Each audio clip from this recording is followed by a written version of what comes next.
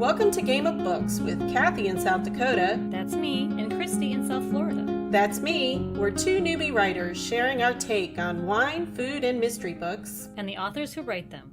Join us for the fun. Hey everyone, and hey Cathi. Isn't it exciting to be doing another Corks in Conversation? Oh, I'm so excited today. I love doing these. I love talking to all these different authors. They each have their own really interesting, background and their career success stories and how they approach their craft. Yeah, I'm totally in. Yeah, I agree. And today's best-selling author gives us yet another perspective. Carla Norton started her path to mystery writing while working as an associate editor for Reader's Digest in Tokyo, Japan. And then from there, she became interested in an abduction case that took place near her hometown in California. I think we mentioned the case on episode 11 when we did her book, The Edge of Normal. It was, I don't know if you remember, Cathi, the girl in the box where the 20-year-old woman was held for 7 years, sometimes for months in a box. I do remember that. It was haunting. I mean, it was haunting to hear you talk about it. Yeah. So anyway, I guess Carla was very interested in this too because she moved from an editor to a true crime author when she wrote a book about this case. Her book was called Perfect Victim, or is called Perfect Victim, and it became a #1 New York Times bestseller and was selected by the FBI's Behavioral Science Unit for training. And then, wow. I know. And then she went on to write other true crime book, Disturbed Ground, about a seemingly sweet little old landlady who was actually a serial killer. Yeah. See, now this is one of those things that is just the most bizarre context I can imagine. So that's on my list too. I got to read that one. Yeah. And I am starting to think that she has a real interest in the dark and morbid side of human nature. But thankfully for us like-minded readers, she carried that over to her fictional Reeve LeClaire series of novels, The Edge of Normal and What Doesn't Kill Her. And Carla, we are so happy you are able to share this time with us. Well, thank you so much for having me. I'm so happy to be sharing time and wine. Yes. All good. Yeah. All good. So Carla, it's such a pleasure to get to talk to you. I'm talking to you from South Dakota. We know Christie is in South Florida. Do you mind sharing where you're talking to us from today? I'm also in Florida now, but I have been such a nomad in my life. I've lived a lot of places, mostly California. I was raised in California, but I have roots in New Mexico. I've lived in New York, Washington, D.C., Tokyo, L.A., Seattle, San Francisco, and Santa Cruz, some other places in between. Mostly California, though. I call that home. Oh, that's well, we were trying to figure out because I'm in Florida, but I don't recognize the 321 area code. Oh, right. That's actually that's the Space Coast, and you know why they have that in the Space Coast? It's by Cape Canaveral. 3, 2, 1. Oh my goodness. That's the truth. I'm not making that up. Oh my gosh! That's really oh my gosh. That's a fun fact I never even knew, and I just lived down the road. Wow. Well, I'll tell you another quick fun fact, Christie, is that on Carla's website, if you read her bio, one of the things that I really stuck out to me was that she mentioned that she has lived many places. I had no idea it was as lengthy as a list you just gave us, Carla. But she mentions the difficulty, the real challenge in that is having a good, decent library when you move that often. And now I can see why. Yeah. It has been really heartbreaking because I always thought, when I was young and I envisioned myself as really old, like 21. I thought, or 33, really ancient. Oh, decrepit. Yeah, I know. I always thought that I would have this fabulous library, the kind with the ladders so you could get way up to the top. Something like from Downton Abbey, like that. But instead, every time I've moved, and I moved in a span of about 3 years, I moved 8 times. Wow. And and that was about 10 years ago. So I have moved a lot, and every time, and I've moved across the Pacific Ocean 4 times. So when you do that, you, by necessity, have to get rid of things that you love. And so I'm always so envious when I go to other people's homes and they have floor-to-ceiling bookshelves and just crammed and crammed with books. I have library envy. Yes. I can see that. I kind of feel the same way in my little condo. Anyway, so before we, get started on the meat of the conversation, we do have a wine to talk about. And Carla, you just went above and beyond and actually picked out this under $20 bottle of wine for us. Right, and I had never drunk it until now, and I have to confess I have just opened it and taken a sip. And it's called Once Upon a Vine, and that's why I chose it. And also because I'm partial to California wines. And this is the California Red, and it's a big, bad red blend. And it says, afraid of a big, bad red blend, right? So we would love that. And then it says, ripe berry, chocolate flavors meld into the aroma so enticing. You might even say, my, what a big nose you have. That's awesome. Kind of and it's got the wolf and the moon and this forest on the cover, black and red, which is kind of my color theme with my books. And so, well, yeah. Perfect.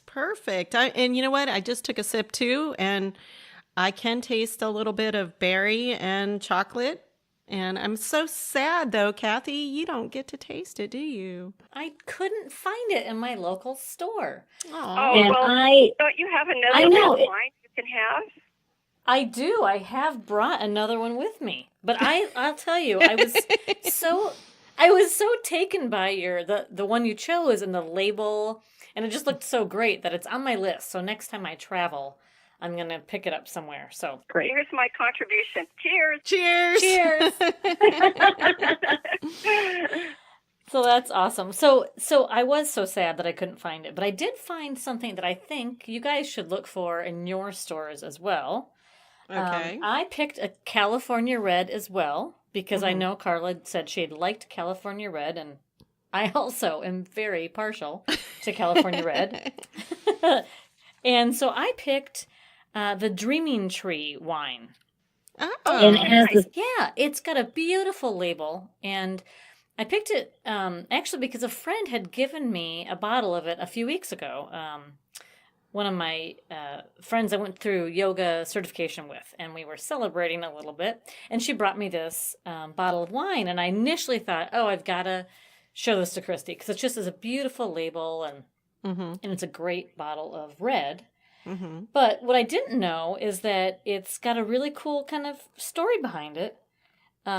It's co-owned by 2 guys. One is a winemaker from Australia. His name is Sean McKenzie. But the co-owner with him is Dave Matthews of the Dave Matthews Band. Oh, you're kidding. No. And so I thought that was really cool. Yeah, that's what I thought. And it is a great wine. All right, so we have 2 good wines. And how does it taste? Is it?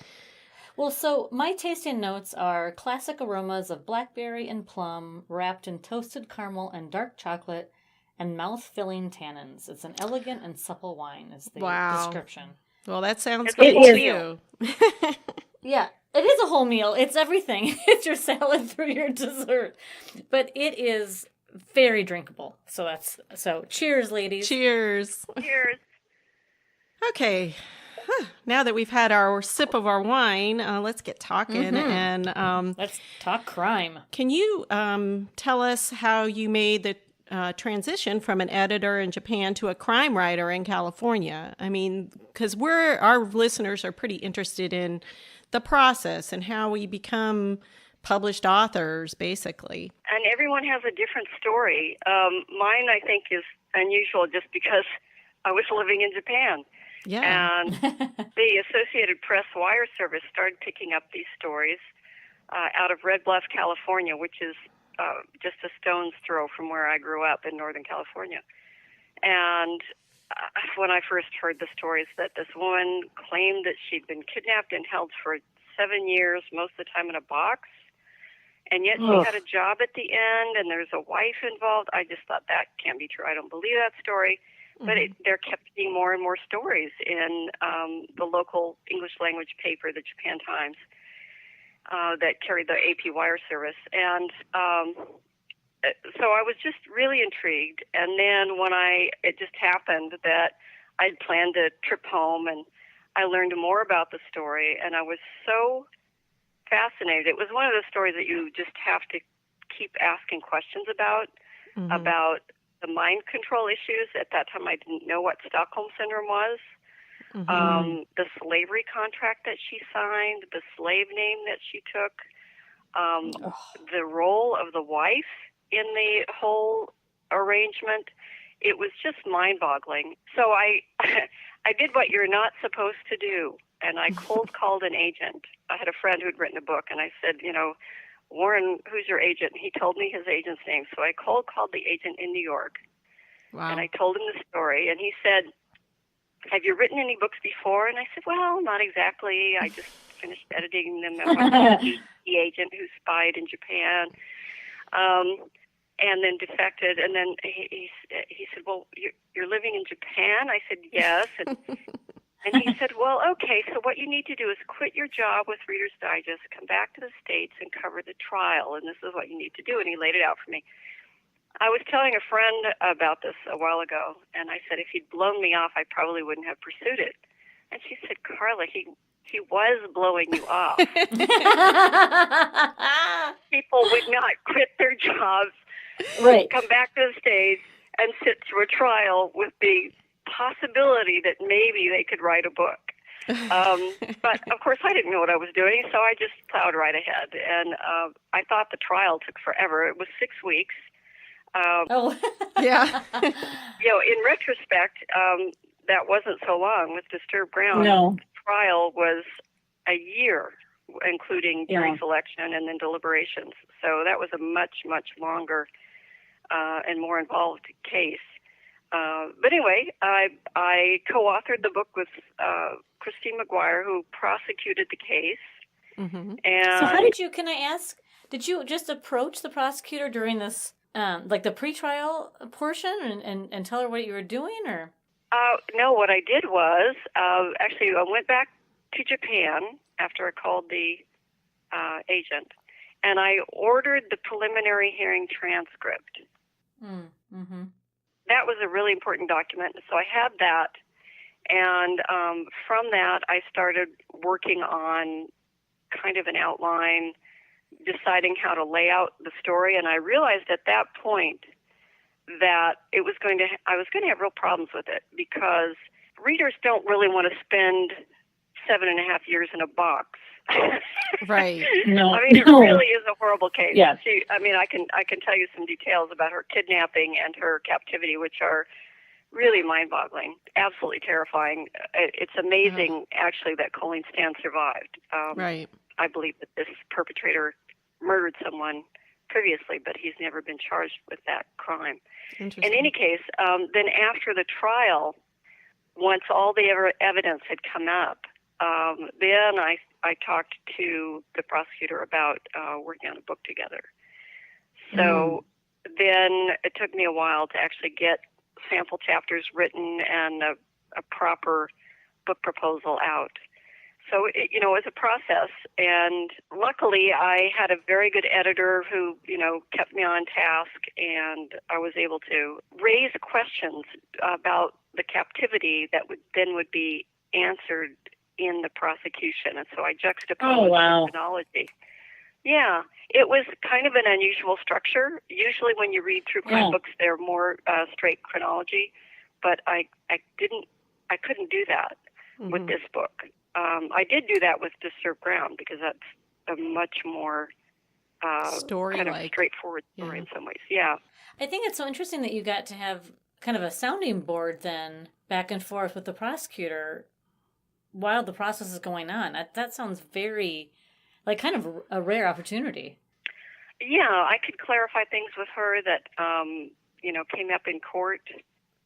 So that was helpful. When you start looking at the true crime genre, and I studied before I started the book. If you look at someone like Vincent Bugliosi, he's a very well-known prosecutor. He wrote Helter Skelter with Kurt Gentry. He wrote several books with Kurt Gentry, which made me realize that maybe Kurt Gentry is actually the writer here, and Vincent Bugliosi is the prosecutor, which is often the case. There are some people that have a background in law enforcement, and often the writers of true crimes are journalists. They're reporters that covered the trial. And it's kind of unusual, actually, for someone to stay in the field for indefinitely. Anne Rule comes to mind. She wrote, I think, 30 or 40 books. She wrote so many books. She was a little dynamo. Rest her soul. It was amazing. I was going to say, that kind of leads me to my question is, how did you end up switching from true crime to writing? I don't know, you may go back to true crime, but now you've written several fictional crime thrillers. And so, how did that come about? And did you have to find a whole new agent and a publisher and go through all that? Or could you ride on the wave of your best-selling true crime? I am so glad you asked that, because it's again, it's not what you would expect, I think. So I wrote Perfect Victim, and then I wrote Disturbed Ground, about the little old lady who murders her tenants and buries them in the yard. Another extraordinary story, but that took a very long time because there were changes of venue and all of that. And I decided, I'd really rather write fiction, partly because it's easier, frankly. You don't have the risk of being sued and just the timeline constraints and all that. I thought, okay, I know how to write. I can write a novel. So I wrote a novel, and it was rejected, and I wrote another novel, and it was rejected. And after 3, I thought, there's something I'm doing wrong. And so eventually, when time allowed, when life turned to that corner, I went back to school, and I got my master's in fine arts at Goddard College, which was fabulous for me. I had amazing, amazing advisors. It was, the light went on about all the things that I was doing wrong, and wonderful to be with a community of writers.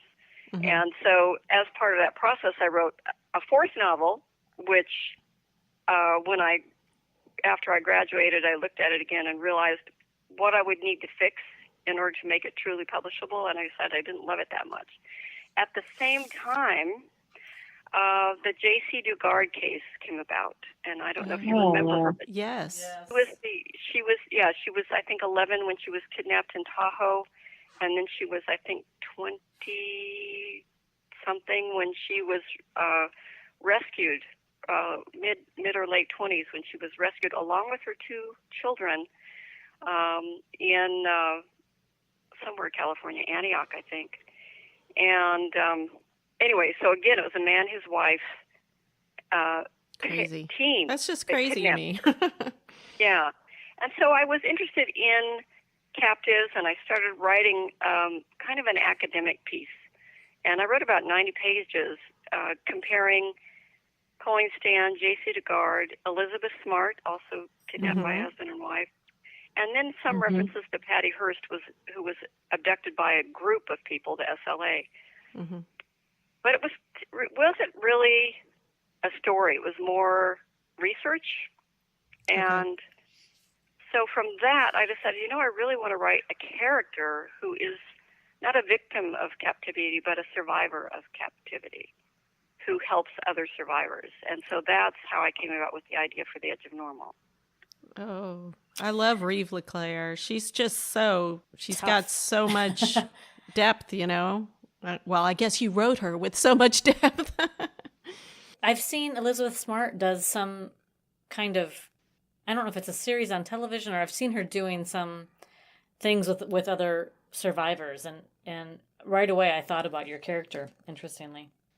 Yeah, it's really great that actually they do that. Survivors of kidnapping do help each other, and I mean, who knows better than they? So, right. Yeah, hooray for Elizabeth Smart! What a poised And yeah, she's just a heroine. I mean, I just think, I mean, it's a horrible small club to be right a member of, but she sure seems to be a wonderful leader of it at this point. Mm-hmm. So, yeah, she is. She's are you inspiring. planning on writing any more in that series? Well, actually, I'm stepping away from the series right now, and I am eyeball deep in a spy novel. Oh, Ooh, fun! Okay. Yeah, it's Now this goes back to your days in Japan, right? With the Russian spy you worked with. exactly, yes. So when I was living in Japan, my ex-husband and I belonged to the Foreign Correspondents Club, and we used to go there, and there were the Russian or Soviet at that time writers that were with various news services, and there were lots of rumors about who was a spy. And fun. I'm sure some of them were. And then doing this KGB memoir with Stanislav Levchenko, you know, it's always been kind of rattling around in the back of my brain. And so, yeah, I'm almost finished with a spy novel, and I'm really looking forward Oh, to passing exciting! along to my agent. Yeah. Oh, Oh, good. that sounds like something I want to read right now. I want to read that. That sounds so great. Do you need some beta readers or anything? Because we're up for it. Wow. Oh, well, thank you for that offer. I appreciate that. I may take you up on that. You never know. I love all the leaps of faith that have led you back to that in Japan, that experience in Japan. I mean, you know, talk about leap of faith doing many pieces of your career. That's really exciting. Yeah. All right, so I think we need to take another sip of wine, and I think it's time for the craft question, don't you think, Cathi? I do. Let me shake it up a little here. Okay. If you don't like the question, we can always pass on it, but these are just kind of fun questions, so, you know, our listeners can get to know you more. All right, ready? Okay. So this one says, oh, this is a good one. Which mystery or unsolved case would you like to know the truth about? Oh. This is like perfect for her, isn't it? The assassination of President Kennedy. Oh my gosh. Yeah. Yeah. Yeah, we think we know. To... I mean, I don't know. Yeah, that's always been. Yeah, that's the first thing that comes to mind. And then second would be the Zodiac Killer.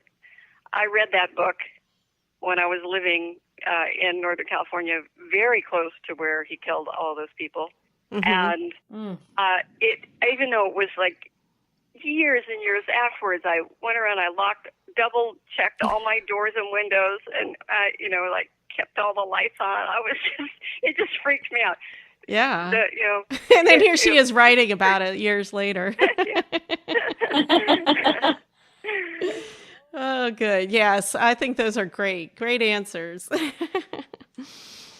Okay, so I got to tell you, Carla, I have about 3 minutes of experience in the world of prosecuting and law enforcement, and it was a long time ago. She was a prosecutor, yeah. Oh. I was. And I just have the utmost respect for the people I worked with on the prosecutorial side and law enforcement, and I was able to go to a really cool training ground for prosecutors that was nicknamed the Quantico for prosecutors. Not Quantico, but it was kind of, I think everyone really wanted to be, with the FBI, because that's the coolest thing. Oh, come on, Cathi. So, you know you're a secret agent. How interesting. I've never heard of this before. Yeah, I honestly, honest to goodness, it was...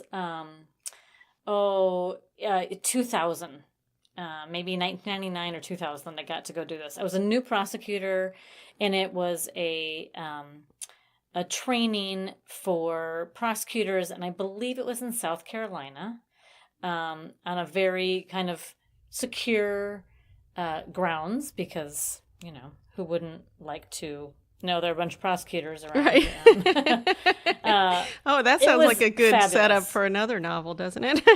Yeah, it was. I learned a lot, and unfortunately, a life change and move took me away from that work, and so. But I look back at those days very fondly, and so when I heard that your initial novel was utilized by the FBI Behavioral Science Unit, the hairs in the back of my neck stood up. And Christie had mentioned that she got to hear you speak about this at a lunch, and I'm wondering if you would be kind enough to share that experience with us. About speaking at the lunch or about the behavioral sciences unit? Well, both, but mostly the behavioral science unit. The behavioral science. Yes, nobody wants to hear about a bunch of mystery writers. About a bunch of, although I was talking to a friend recently, and she was saying, no one ever talks about murder, and I said, oh, yeah, we do. You just don't hang out with us. We talk about it all the time. But, it was very surprising to me. So apparently Roy Hazelwood consulted on the case in some way, and he was a trainer at Quantico at the BSU. And so they don't actually even have that same unit anymore. So this is, quite a while ago. But he was the one that put it on his reading list for his classes while he was there. And actually I confirmed that with him before I published The Edge of Normal, because I did a tour of the FBI office in Seattle, and they said, what do you mean it was on the reading list? Because it isn't anymore. It was then. And so I confirmed it. I got a hold of Roy Hazelwood, and he said, oh, yes, I put it on. And it's surprising to me because apparently there are some criminology classes that use the book as part of their curriculum, because I'll sometimes see a review on Amazon or somewhere that says, I read this book because I took a class on criminal science. And so someone out there is assigning it, and it's never gone out of print. So wow.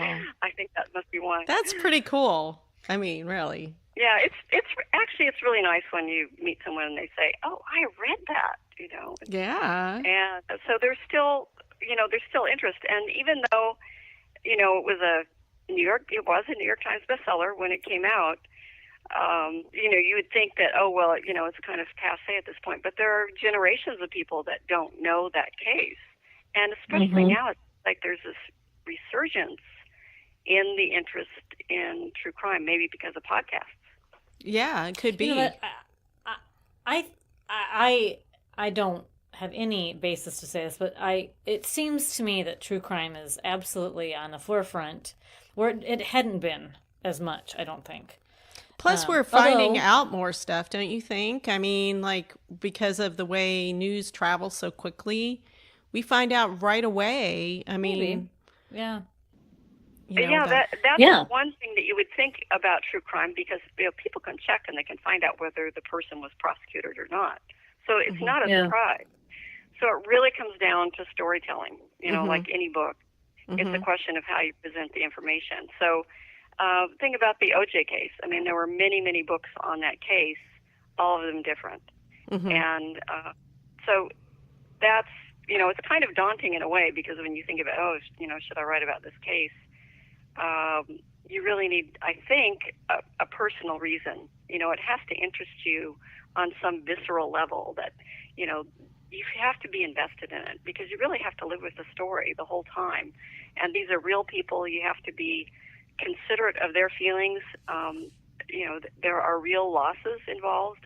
And as you know, Cathi, from having been a prosecutor, it's a quite serious matter to have a capital case brought to trial, and there are a lot of moving parts in that equation, and it's really kind of a privilege to be able to watch it all play out, because it really on the one hand you think, oh, this is a terrible system, and on the other hand you think this is the best system in the world.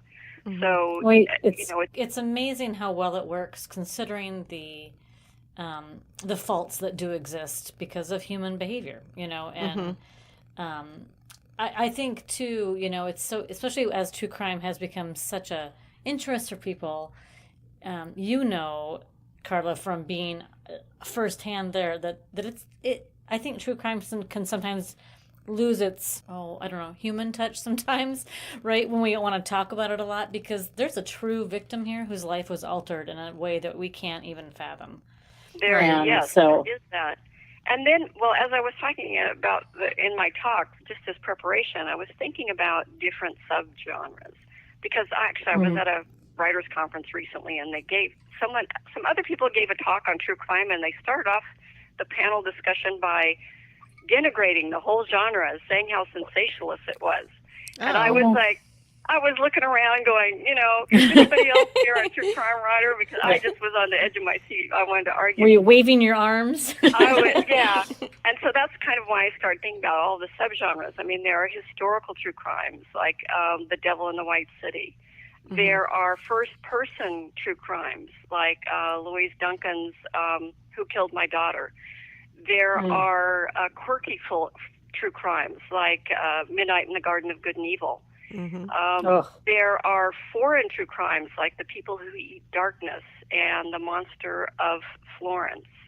People Who Eat Darkness is set in Japan. The Monster of Florence is obviously Italy, written by Douglas Preston, who is usually a novelist.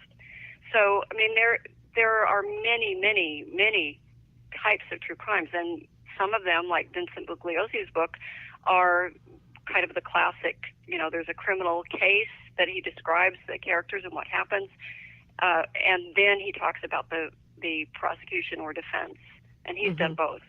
Mm-hmm. So all of them, they're really very different and very nuanced, and I kind of hate for people to just kind of write off a whole genre without it's kind of like saying I don't like fiction or I don't like nonfiction. Right. Well, but that's what people say. That's true. Unfair. So this is a question I'm curious about. You'd mentioned it earlier. So when you got this inkling, when you're in Japan and you saw this coming across the wire, had you been a true crime reader? I mean, had you read Helter Skelter and that kind of thing before? Or was it just the case that got your interest? No, but I always wanted to write. And while I was working on the memoir, it's called KGB no Mita Nihon, which means the KGB's view of Japan. And so he worked in Japan, and then he defected to the United States, and he wrote in horrible English. And so I was his editor. Oh. I rewrote and edited in English.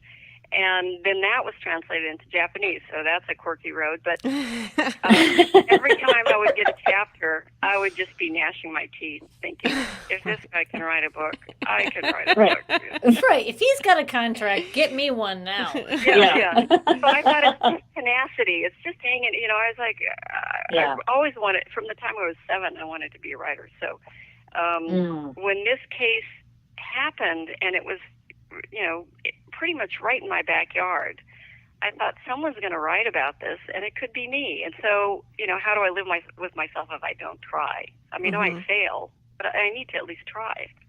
Yep. So you defeated the fear of failure, which is so fantastic. Yes, definitely. Okay, so I am very excited, I have to say, to read this new spy novel you're going to be doing. I'm just putting this out there right now. We're talking about this next year, hopefully. Yeah. But Carla, we're so happy you joined us today and are sharing a glass of wine with us.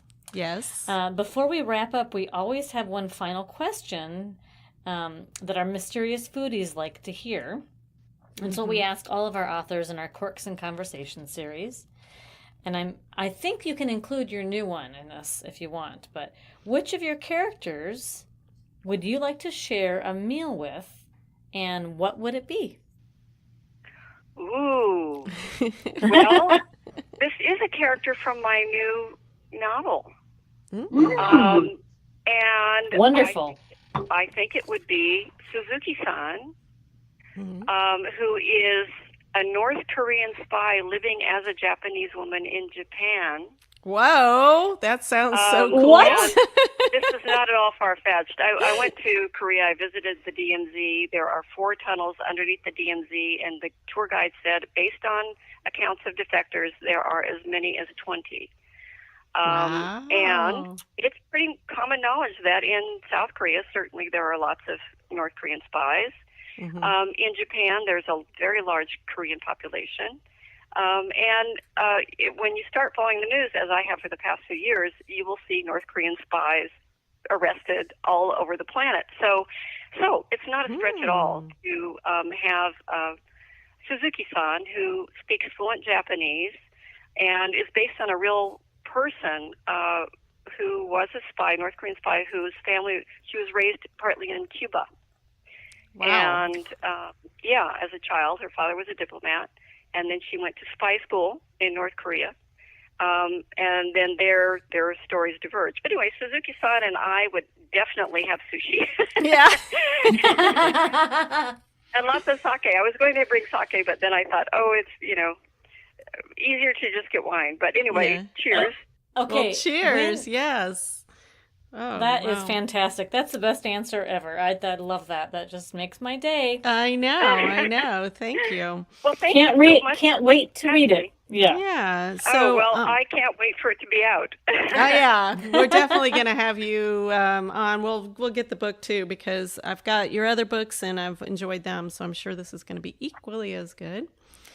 And just to recap for you mysterious foodies out there, we've been talking with Carla Norton, and you can get her thrillers and true crime books on Amazon.